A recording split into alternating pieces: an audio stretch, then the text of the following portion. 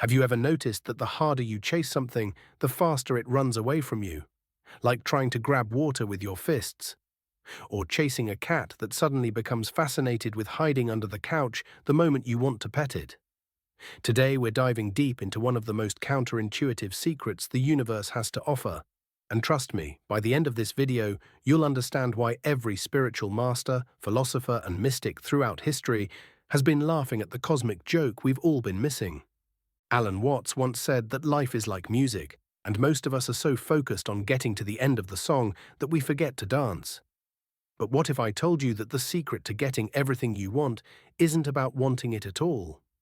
What if the entire game has been rigged from the start, and the only way to win is to stop playing by the rules everyone else follows? Picture this. You're standing in front of a vending machine, desperately wanting that bag of chips on the top shelf. You insert your money, press the buttons, and nothing happens. You press harder. You shake the machine. You might even kick it a little. But here's where it gets interesting. The moment you walk away, genuinely accepting that those chips aren't meant for you today, someone else walks up, barely touches a button, and boom, not only do their chips fall, but yours tumble down too, along with a free drink you didn't even ask for. This isn't just about vending machines, though I wish it were that simple. This is about the fundamental nature of desire itself, and why the ancient Taoists, Buddhist monks, and even modern quantum physicists are all pointing to the same bizarre truth. The universe responds to detachment, not attachment. Let's start with the Taoists, because they figured this out over 2,000 years ago. They called it Wu Wei, which literally translates to non-doing, or effortless action. Imagine water flowing down a mountain. Does the water struggle? Does it fight against the rocks? Does it have a vision board with pictures of the ocean it wants to reach? Of course not. It simply flows, taking the path of least resistance, and somehow always ends up exactly where it needs to be. Lao Tzu wrote that the wise person achieves without striving, leads without forcing, and teaches without preaching. This isn't some mystical mumbo-jumbo, this is practical psychology wrapped in ancient wisdom. When you stop forcing outcomes, you create space for opportunities you never could have imagined. But here's where most people get confused. They think detachment means not caring, becoming some emotionless robot who shrugs at everything life throws at them. That's not detachment, that's depression with a spiritual mask. Real detachment is caring deeply while holding outcomes lightly. It's like being a master gardener who plants seeds with love and attention, then trusts the process without digging them up every day to check if they're growing. Alan Watts had this incredible way of explaining it. He'd say that trying to control life is like trying to bite your own teeth. You can spend your entire existence attempting this impossible task, or you can realize that your teeth are perfectly capable of doing their job without your conscious intervention. The moment you stop trying to bite them, you're free to use them for what they're actually designed for, eating the feast that life has prepared for you. Now let's talk about the mystics, because these folks have been experimenting with desire for centuries, often in ways that would make modern psychologists very uncomfortable. The Sufis have this concept called fana, which means annihilation of the ego. Before you start planning your own ego's funeral, understand that this isn't about destroying yourself. It's about dissolving the artificial boundaries between what you think you want and what the universe is trying to give you.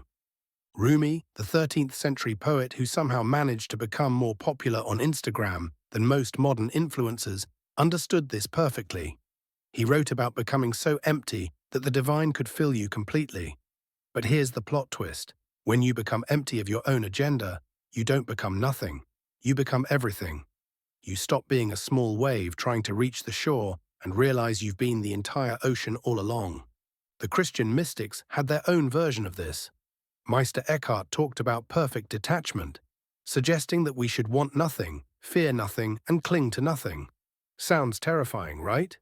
Until you realize that when you're clinging to nothing, your hands are finally free to receive everything. But let's bring this down to earth for a moment, because I can hear some of you thinking, this all sounds beautiful, but I still need to pay rent. Fair point. The practical application of these principles isn't about sitting in a cave and contemplating your navel, though if that's your thing, more power to you. Think about the last time you desperately wanted a job.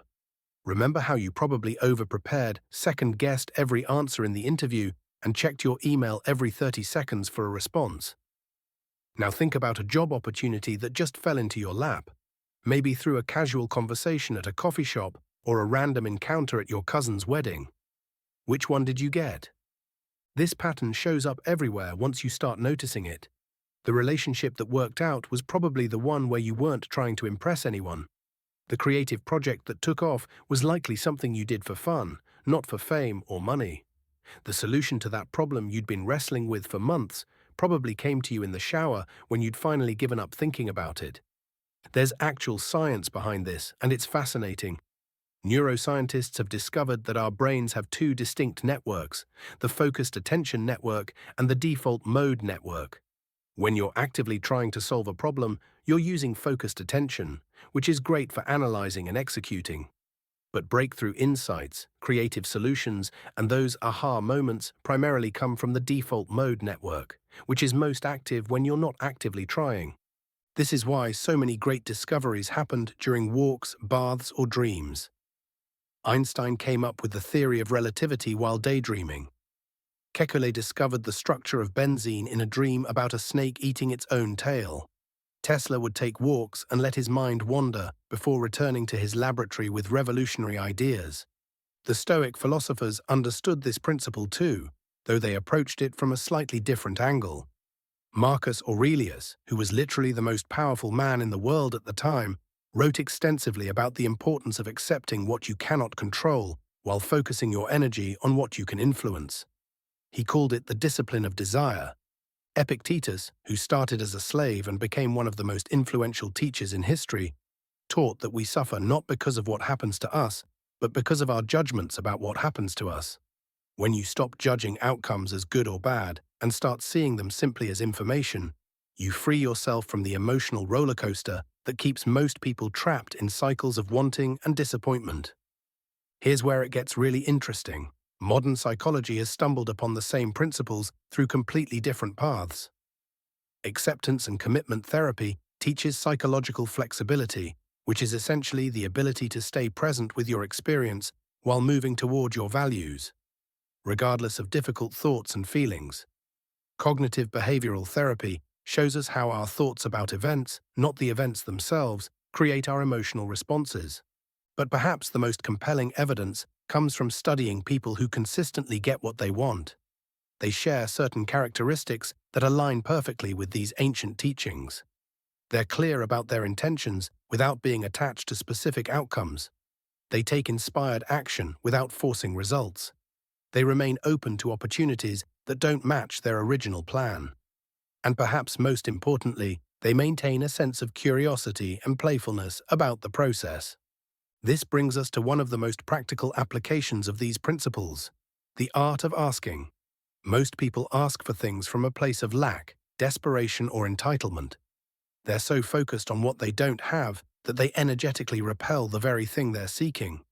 But when you ask from a place of genuine curiosity, openness, and trust, you create space for the universe to surprise you.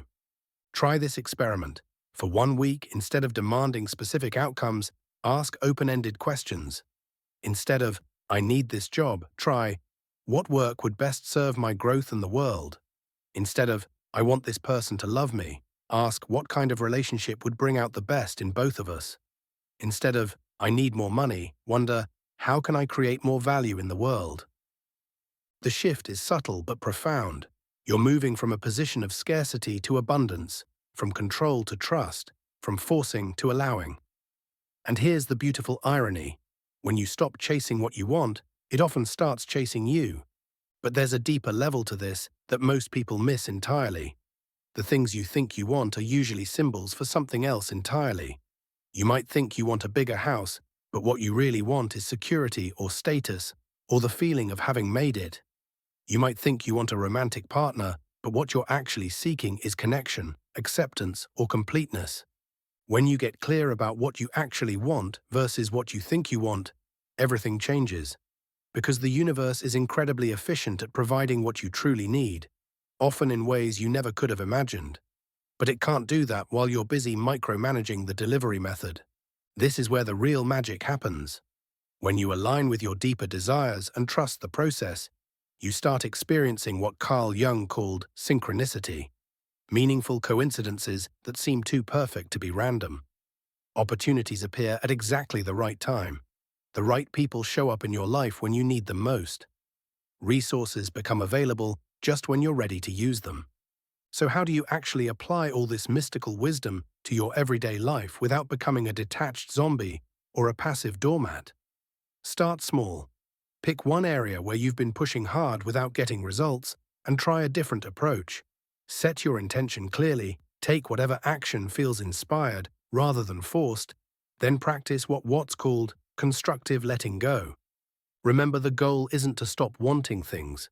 The goal is to want them so purely, so free from desperation and attachment to specific outcomes, that you create space for the universe to deliver something even better than what you originally imagined. Sometimes the best way to get what you want is to realize you already have everything you need.